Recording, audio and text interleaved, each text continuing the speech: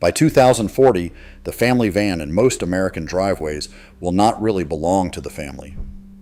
It will belong to whoever controls the software. Roughly 9 out of 10 new vehicles already leave the line with a built-in cellular modem you never asked for.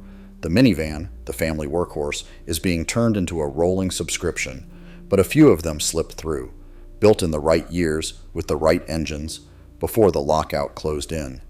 These are the only minivans that will still be running and still be yours in 2040. To see why these vans matter, look at the trap. 3 layers. The first is the visible cage. The van on a dealer floor is not fully yours. Modules are locked to the vehicle identification number, so a used part from a junkyard may refuse to work without manufacturer tools. That is the fight behind right to repair. Massachusetts voters passed a data access law in 2020 to crack it open, and the automakers buried it in court for years. The second is the financial time bomb. On these old vans, a sensor is $20 and a Saturday. On a connected van, one lock control module runs past $1,000 before anyone touches a wrench. Even a battery now often has to be electronically registered to the car. Parts pairing, they call it. Every repair routed back through the dealer for the life of the car. The third is the surveillance grid, and it is not a theory. In 2024, a New York Times reporter named Kashmir Hill traced her own driving data straight to General Motors and OnStar.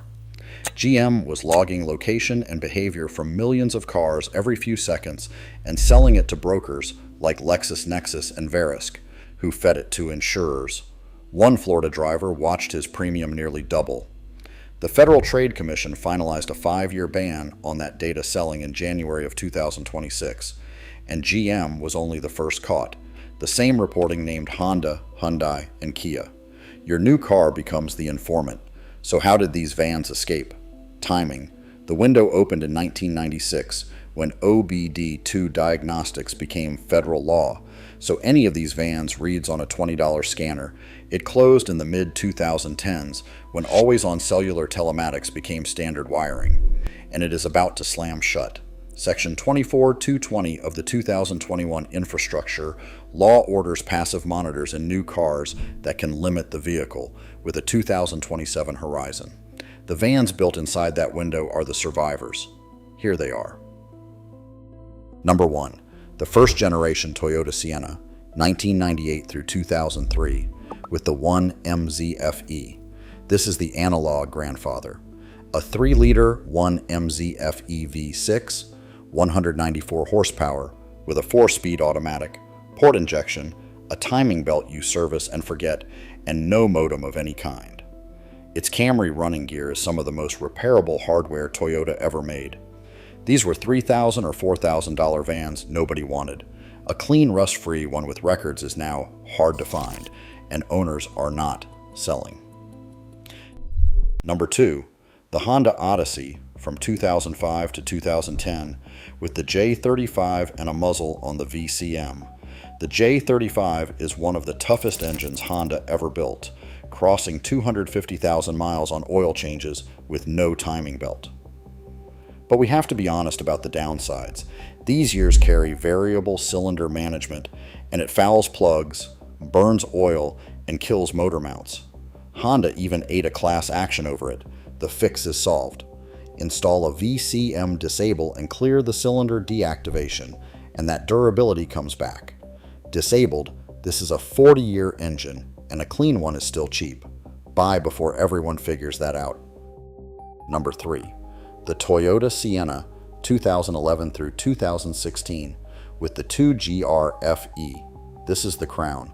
A 3.5-liter 2GR-FE V6, 269 horsepower with a steel timing chain instead of a belt, and pure port injection, no carbon clogging direct injection. Behind it sits the Aisin U660E Speed that refuses to die. Toyota had not welded a modem into this platform yet. In 2017, they switched to the 2GR-FKS with direct injection. 11 through 16 is the line, and clean ones hold value, like almost nothing else their age. If this is the breakdown you came for, subscribe.